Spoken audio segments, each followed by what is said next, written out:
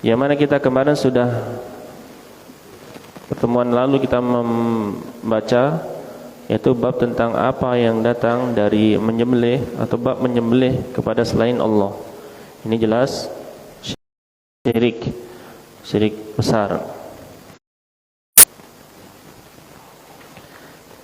Insyaallah pada malam hari ini kita akan melanjutkan pembahasan kita ini yaitu bab la yudbahu lillahi bimakanin yudbahu fihi li ghairillah.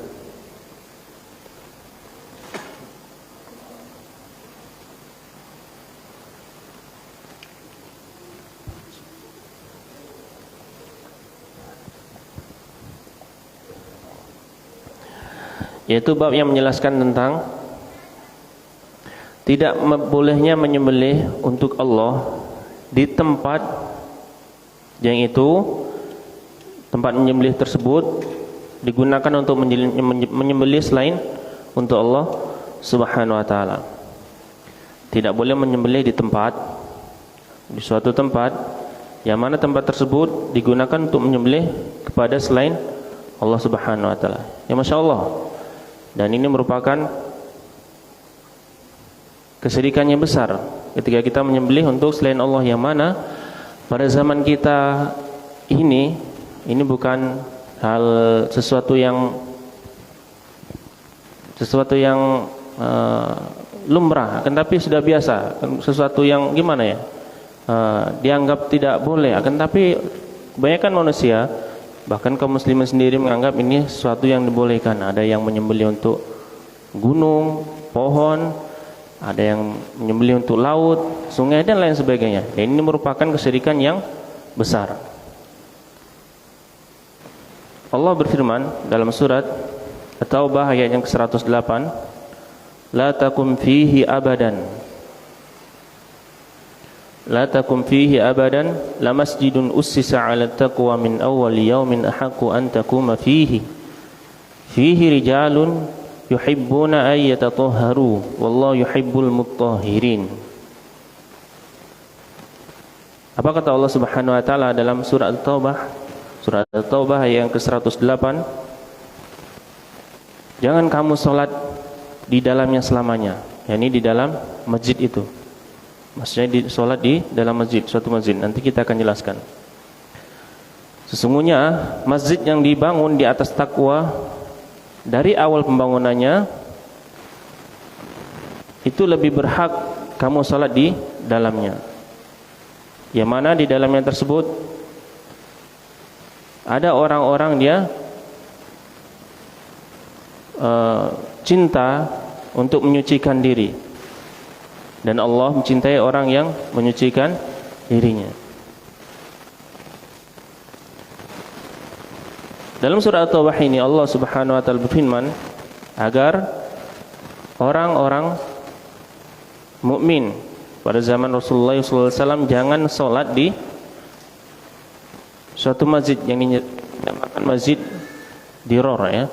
Masjid Diror. Masjid ini dibangun oleh orang-orang munafik. Digunakan untuk apa? Yaitu untuk memecah belah persatuan kaum muslimin pada waktu itu. Ya.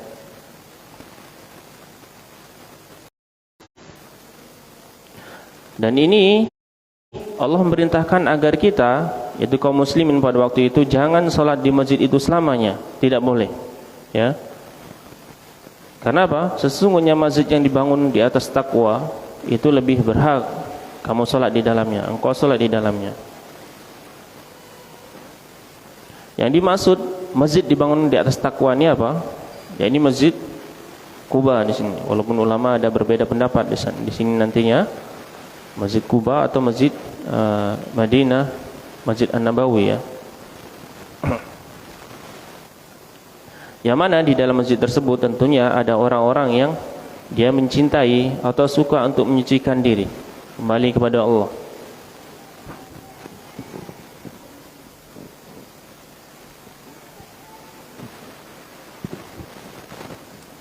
Pada surat ini, yakni surat At-Taubah ayat ke-108, penulis di sini yaitu pensyarah Syekh Muhammad menjelaskan bahasanya Allah Subhanahu wa taala melarang nabinya Muhammad sallallahu alaihi wasallam dalam ayat tersebut, dan juga para sahabat untuk salat di masjid Dirar, masjid yang dibangun oleh orang-orang munafik. Karena apa? Masjid tersebut ussisa atau dibangun pada awalnya tersebut yaitu untuk tujuan apa? Tujuan yang buruk. Masjid dibangun untuk tujuan yang buruk ada? Tentu ada. Pada zaman Rasulullah ada. Kalau zaman sekarang ada tidak? Wallahu a'lam. Bisa jadi ada, tapi tidak bisa dinamakan dengan masjid Dirar ya. Karena harus mengambil dari nas tentunya kalau kita menamakan masjid dengan masjid yang masjid Dirar. Dan Allah Subhanahu wa taala memerintahkan ini Rasulullah dan juga para sahabat untuk salat di masjid.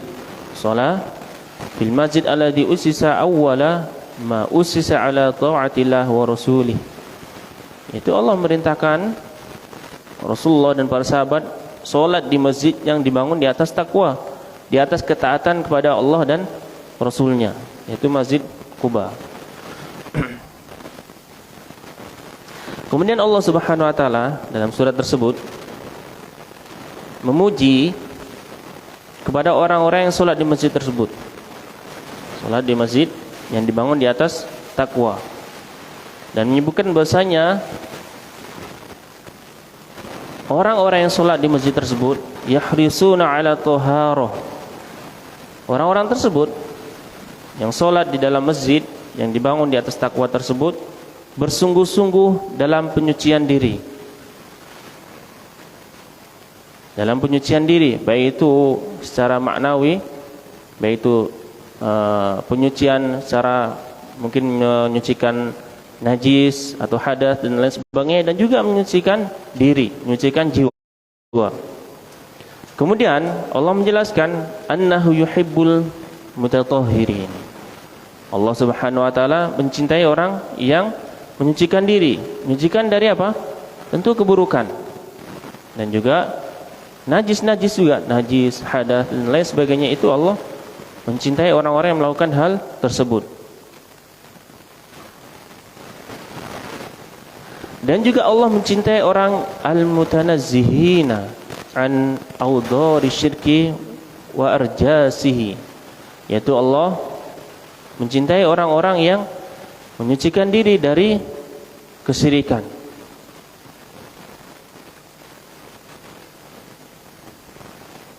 Bapak-bapak dan ibu-ibu yang dirahmati Allah Subhanahu wa taala, ayat ini mengisahkan tentang yakni orang-orang munafik pada zaman dahulu membuat sebuah masjid.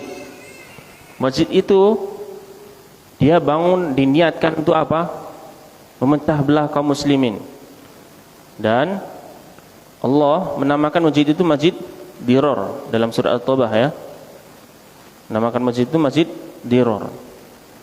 Dan ini Rasul sallallahu alaihi wasallam tentu diperintahkan melalui wahyu untuk merobohkan masjid tersebut. Merobohkan Masjid Dirar tersebut, Masjid Dirar. Merobohkan, bahkan dalam riwayat yang lain Rasulullah merintahkan untuk membakar masjid tersebut. Karena masjid tersebut dibangun, tidak dibangun di atas ketakwaan kepada Allah Subhanahu wa taala. Karena tujuannya untuk memecah belah persatuan kaum muslimin pada waktu itu. Dan Allah di sini merintahkan agar masjid salat kaum mukminin pada waktu itu, salat di masjid yang dibangun di atas takwa, yaitu Masjid Quba.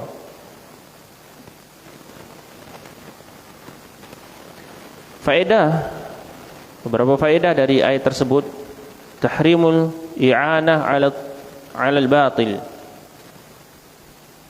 Haramnya tolong menolong dalam kebatilan.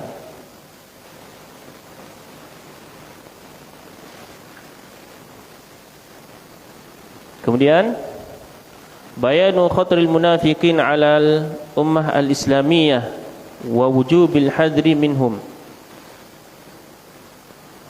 Kemudian faedah berikutnya itu penjelasan tentang bahayanya kaum munafikin atas umat ini, umat Islam. Dan wajibnya kita berhati-hati kepada mereka, pada orang munafik. Kemudian faedah berikutnya, keutamaan Masjid Quba. Masjid Quba. Kapan Masjid Quba ini dibangun? Dias? Adan? Sudah baca sirah belum? Di perjalanan hijrah Rasulullah ke Madinah ya. Masjid Quba ini dibangun di dekat Madinah, di dekat sebelum sampai ke Madinah Rasulullah SAW. Sampai sekarang masih ada ya. Kemudian faedah berikutnya yaitu penetapan sifat cinta Allah ya. Allah mempunyai sifat cinta.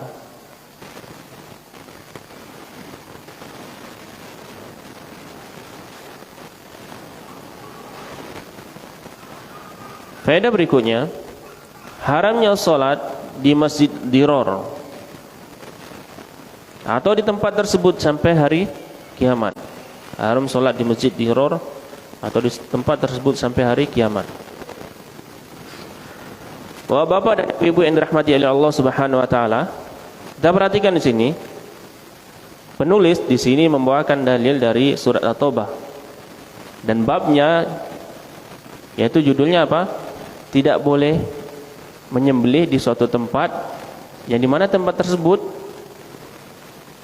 menyembelih atau digunakan untuk menyembelih kepada selain Allah. Apa kaitannya dengan bab tersebut? Di sini pensyarah menjelaskan, haitsu dallatil ayah ala annahu la yajuzu fi'lu ta'ah fi makanin yusallahu fihi wa min dzalika adzab fi makanin yudbahu fihi li ghairillah la yajuz taban. Jadi kaitannya bab tersebut dengan pembahasan ini apa? Dengan akidah ini, yakni bahasanya tidak boleh melakukan suatu ketaatan. Tidak boleh melakukan suatu ketaatan di suatu tempat itu yang digunakan untuk kemaksiatan kepada Allah. Dan di antara hal tersebut apa? Menyembelih.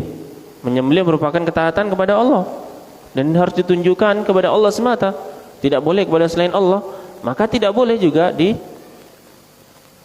dilakukan di tempat di situ yang pernah menyembelih kepada selain Allah.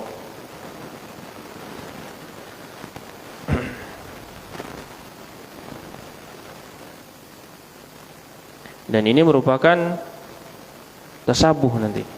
Bisa tasabuh kepada orang-orang musyrik, bahkan jatuh ke dalam kesyirikan.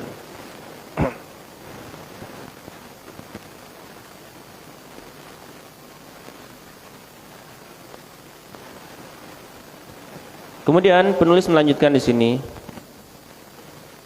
membawakan hadis an Thabit ibn Dhahhak radhiyallahu anhu qala nadara rajulun an yanhara ibilan bi Buwana fasala Nabiy sallallahu alaihi wasallam faqala hal kana fiha wathanun min awthanil jahiliyah yu'bad qalu la qala fal kana fiha 'idun min a'yadihim qalu la faqala Rasulullah sallallahu alaihi wasallam awfi binadrika fa innahu la wafa'a linadrin fi ma'siyatillah wala fima la yamliku ibnu adam rawahu Abu Dawud wa isnaduhu ala syartihima. Hadis dari sahabat Thabit bin Dhahhak, semoga Allah meridhai beliau berkata, yakni bahasanya ada seorang laki-laki bernadar untuk menyembelih sapi di suatu tempat. Dinamakan apa tempat itu? Buana. Di sini dinamakan Buana. Menyembelih sapi di suatu tempat yang namanya Buana. Maka orang tersebut bertanya kepada Nabi yang mulia sallallahu alaihi wasallam, dan orang tersebut berkata, dan Rasulullah sallallahu alaihi wasallam bertanya, apakah di tempat tersebut ada berhala atau berhala, sebagian berhala dari zaman jahiliyah yang mana di tempat di situ digunakan untuk beribadah? Maka orang tersebut menjawab tidak. Kemudian Rasulullah bertanya lagi, apakah di tempat tersebut dilakukan salah satu dari perayaan-perayaan mereka, yaitu perayaan hari raya? Maka orang tersebut menjawab tidak. Kemudian Rasulullah bertanya lagi. Kemudian Rasulullah melanjutkan perkataannya, "Aufi binadrika." Tunaikan nadarmu. Fa innahu la wafa'a li nadrin fi ma'siyatillah. Sesungguhnya tidak ada penunaian untuk nadar. Tidak boleh membayar nadar dalam kemaksiatan kepada Allah. Wala fi ma la yamliku ibnu Adam. Dan tidak boleh juga bernadar, yaitu seseorang tidak boleh menadar dengan sesuatu yang dia tidak miliki. Hadis ini diriwayatkan oleh Imam Abu Dawud. Bapak-bapak yang mulia dan ibu-ibu, di sini Rasulullah SAW bertanya kepada seseorang ketika dia akan menyembelih suatu sembelihan, yaitu sapi, di suatu tempat. Orang tersebut bertanya kepada Nabi kita, dan Nabi kita bertanya kembali untuk menjelaskan tempat tersebut boleh apa tidak. Karena apa?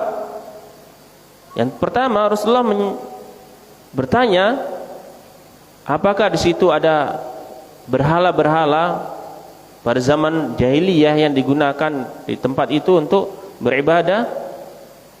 Dan orang tersebut menjawab tidak. Kemudian Rasulullah bertanya lagi, yaitu tentang apakah di tempat tersebut dirayakan salah satu perayaan-perayaan hari raya mereka. Orang tersebut menjawab tidak. Kemudian Rasulullah merintahkan untuk melunasi, membayar nadarnya, karena tidak ada nadar dalam kemaksiatan kepada Allah, dan juga tidak ada nadar dengan sesuatu yang tidak dia miliki. Nadar, apa itu nadar? Yaitu mengilzamkan.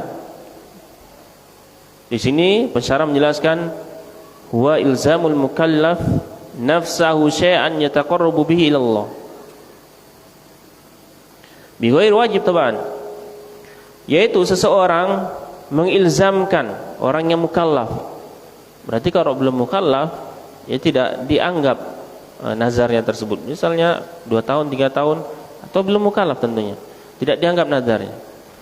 Dia mengilzamkan, mewajibkan atas dirinya dengan sesuatu untuk mendekatkan diri kepada Allah Subhanahu wa taala. Ini arti nazar. Ini arti atau pengertian dari nazar. Seseorang yang mukallaf mewajibkan atas dirinya terhadap sesuatu untuk mendekatkan diri kepada Allah Subhanahu wa taala, untuk mendekatkan diri, bukan untuk bermaksiat.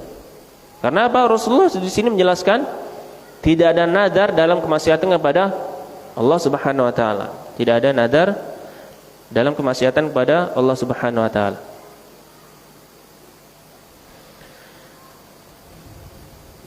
Pensyarah menjelaskan di sini Syekh Muhammad bahasanya Thabit bin Dhuhak radhiyallahu anhu menjelaskan ada seseorang bernadar untuk menyembelih suatu sesembelihan di suatu tempat yang dinamakan Buana. Kemudian dia bertanya kepada Rasulullah SAW tentang tempat tersebut. Maka Rasulullah bertanya kembali tentang apa yang akan dilakukannya tersebut.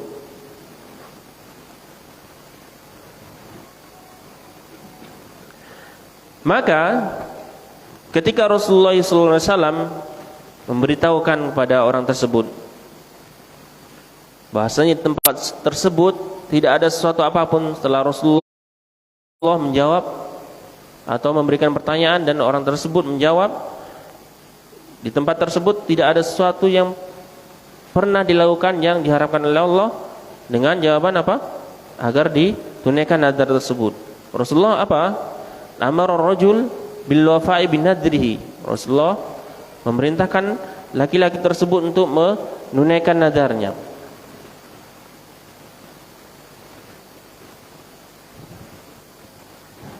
Kemudian Rasulullah menjelaskan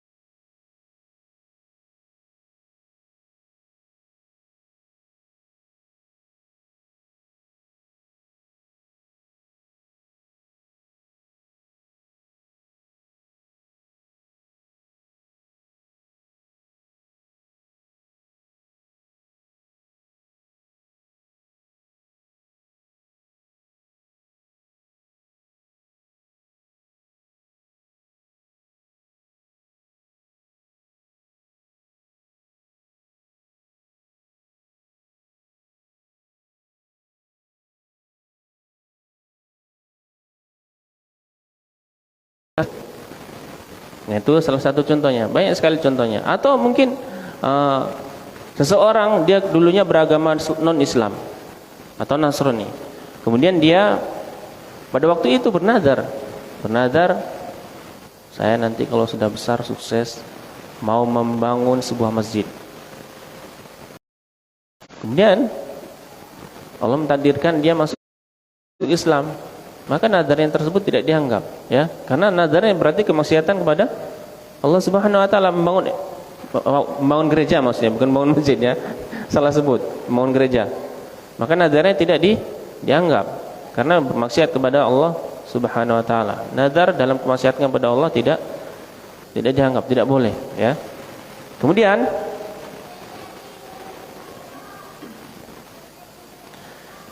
nazar kepada atau dengan sesuatu yang tidak dimilikinya, boleh? Boleh apa enggak? Contohnya apa? Bagaimana contohnya?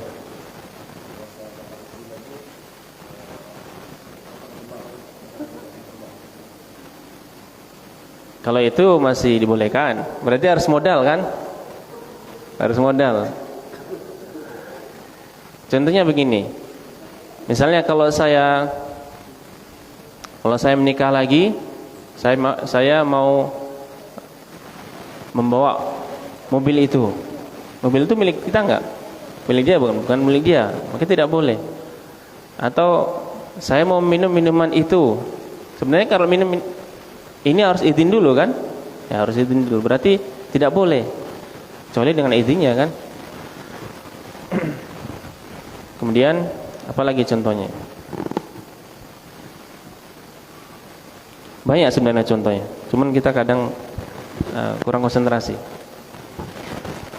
Ringkasan dari bab ini, mithalun lin-nadr alladhi yajibul wafa bihi an yaqula.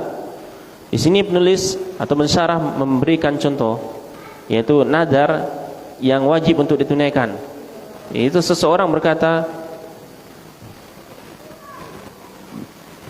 demi Allah, wajib aku bernadar, kalau aku sembuh dari sakitku ini, aku akan menyembelih suatu kambing untuk fakir miskin. Nah, ini nadar yang dibolehkan. Nadar yang dibolehkan. Tapi memberatkan tidak. Padahal kalau dia masih sakit, menyembelih untuk fakir miskin, misalnya bernadar menyembelih kambing untuk fakir miskin, dapat pahala kan? Kan rugi dia jadinya. Rugi kan? Makanya Rasulullah menjelaskan nadar itu tidaklah datang dari orang yang pelit, bakhil. Itu contoh yang pertama, nadar yang dibolehkan. Kemudian yang kedua, alladzi lam yamliku ibnu Adam.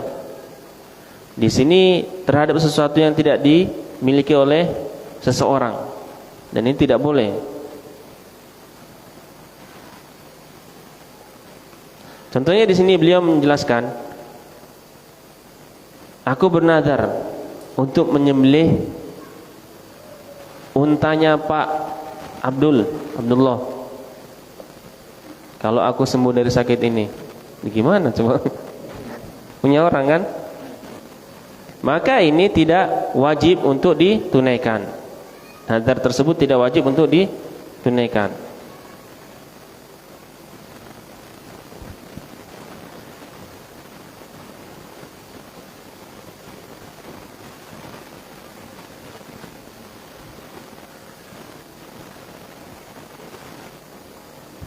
Kemudian terus bagaimana apabila kita tadi seperti dikatakan oleh Abu Dzar, kalau aku bernazar kepada Allah untuk menyembelih seekor unta. Nah, ini kan masih umum. Kalau aku sembuh dari sakit, aku bernazar mau menyembelih seekor unta. Wajib enggak tunaikan? Wajib berarti ini yang memberatkan diri ini. Lebih memberatkan diri. Unta berapa harganya? 100 juta nih.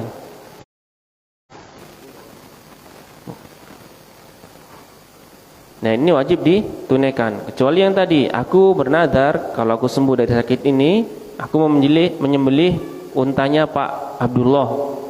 Dan ini tidak dianggap karena nadarnya dengan sesuatu yang dia tidak miliki atau tidak sanggupi. Dan yang wajib ditunaikan yang berikutnya ini adalah nadar. Itu contohnya yaitu apa? Aku bernadar untuk menyembelih seekor unta kalau aku sembuh dari sakitku. Dan ini tentu harus dibayar ketika dia sembuh dari sakitnya. Baik, ini pembahasan kita dari bab ini.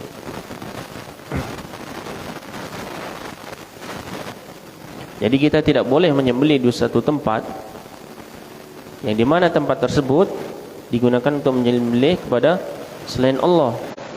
Dan di sini kiasnya sangat bagus sekali ya, karena penulis di sini mengkiaskan tentang salat di Masjid Dirar, dan menyembelih juga merupakan suatu ibadah. Salat juga ibadah. Salat di Masjid Dirar tidak boleh. Masjid yang di situ digunakan atau dibangun untuk memperpecah belah persatuan kaum muslimin, ya, yang dibangun oleh orang munafik pada zaman Rasulullah SAW. Maka tidak boleh juga menyembelih di suatu tempat yang di situ digunakan menyembelih kepada selain Allah Subhanahu wa taala.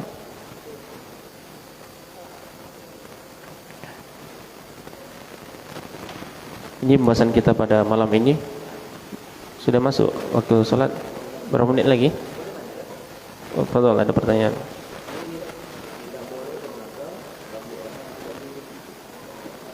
Itu tadi yang contohnya. Tidak boleh bernazar itu bagi seseorang yang dia tidak memiliki untuk dirinya sendiri. Maksudnya apa?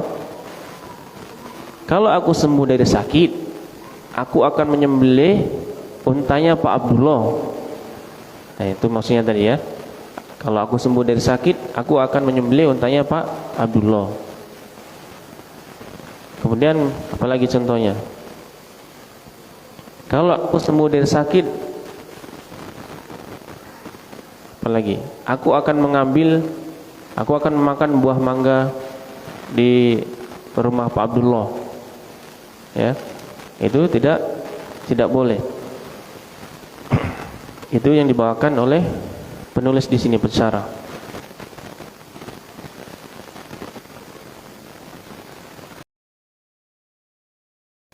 Yang jelas, ketika kita mengetahui hadis ini dan keterangan dari para ulama, kita jangan gampang-gampang bernazar. Dan kita sudah mengetahui bahwasanya di tempat atau tempat-tempat yang tidak boleh kita menyembelih atau bernazar, maka kita tidak melakukannya. Dan kita jangan melakukan menggampangkan nazar, karena ini merupakan apa? Kata Rasulullah, itu contoh-contoh dari orang-orang yang bakhil, pelit, ya. Pelit karena dia tidak mau melakukan suatu amalan kebaikan kecuali dia kalau sudah mendapatkan sesuatu yang dia inginkan juga. Dan ini tidak bagus tentunya. Bukan berarti tidak boleh, akan tapi dibolehkan. Akan tapi ini tentunya memberatkan diri bagi orang yang bernazar tersebut.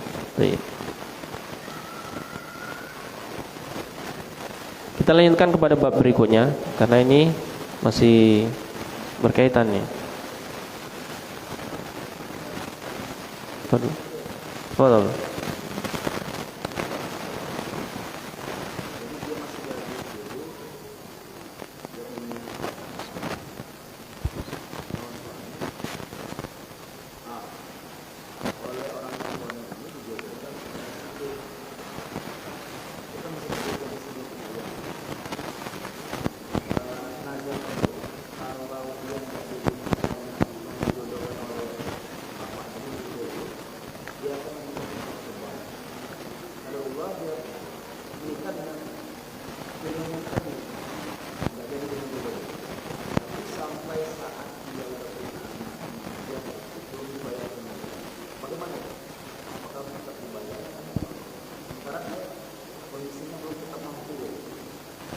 Curhat jangan-jangan.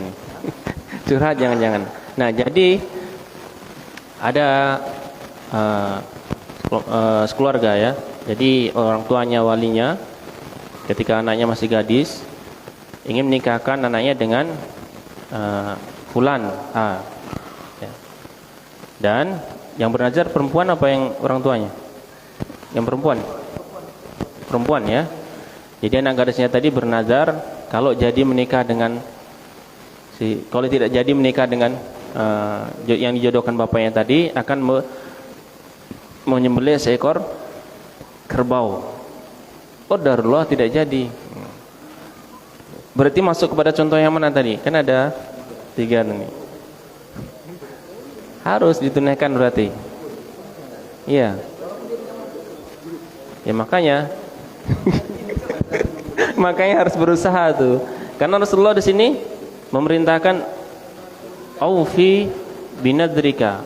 Tunaikan nazarmu ya. Karena tidak ada nazar dalam kemaksiatan kepada Allah. Ya. Makanya harus diberitahukan kepada keluarganya juga biar bisa menolong juga ya. Paling enggak ya 15 juta lah ya, paling kecil kan. Kan masih umum juga. Ya. Makanya di sini juga kita harus menolong juga orang yang kesusahan, dan ada faedah juga. Mana tadinya? Ketika kita menolong orang yang kesusahan, melunasi hutangnya dan lain sebagainya. Kafarat. Nah, untuk berikutnya nih. Pertemuan enggak seru nanti.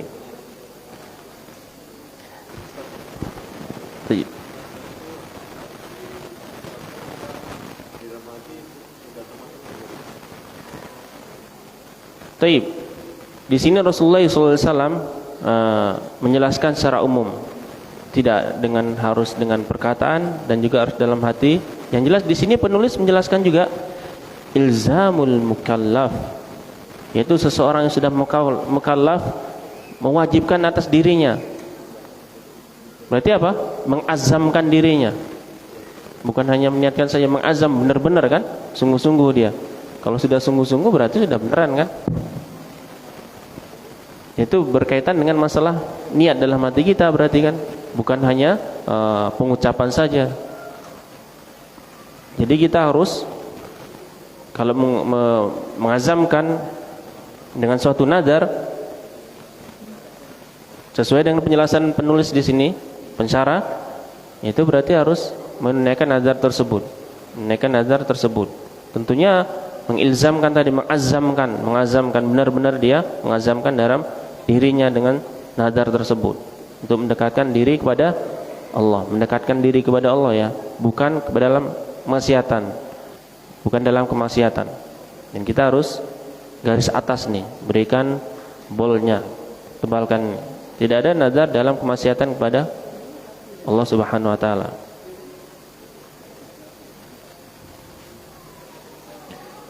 Untuk hal-hal lain sebagainya, misalnya nanti ada sesuatu yang nazar-nazar yang mungkin kalau aku sembuh aku mau beli HP.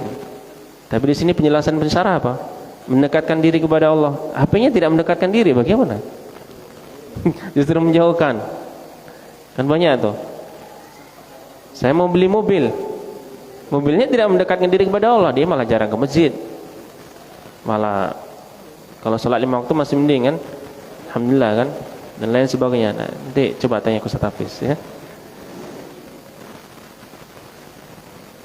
Baik, itu saja pembahasan kita malam ini. Jadi kita lanjutkan pada pertemuan berikutnya tentang nazar ini. Yang jelas kita jangan mudah-mudahan dalam bernazar, mengazamkan diri dalam diri kita untuk melakukan suatu kebaikan kalau kita sudah mendapatkan sesuatu yang kita inginkan. Ini tidak disarankan, tidak direkomendasikan. Baik. Jazakumullah khairan, mudah-mudahan sedikit ini bermanfaat. Tentunya bagi diri saya pribadi dan bapak-bapak dan ibu-ibu dan kaum muslimin semuanya. Yang salah dari saya dan dari syaitan datangnya, dan yang benar dari Allah dan Rasulnya. Allahumma qasim lana min khasyatika ma tahullu bihi bainana wa baina ma'asik, wa min ta'atika ma tuballighuna bihi jannatak, wa min al-yaqini ma tuhawwinu bihi 'alaina masa'ibad dunya. Allahumma ti'na bi asma'ina wa absarina wa quwwatina ma ahyaitana, waj'alhu al-waritha minna, waj'al tharana 'ala man zalamana, wansurna 'ala man 'adana, wa la taj'al musibatana fi dinina, wa la taj'al ad-dunya akbara hammina, wa la mablagha 'ilmina, wa la tusallit 'alaina ma la yahmuna. Wassallallahu ala Muhammad, alhamdulillahirabbil alamin. Baik, itu tadi doa kafaratul majlis juga ya.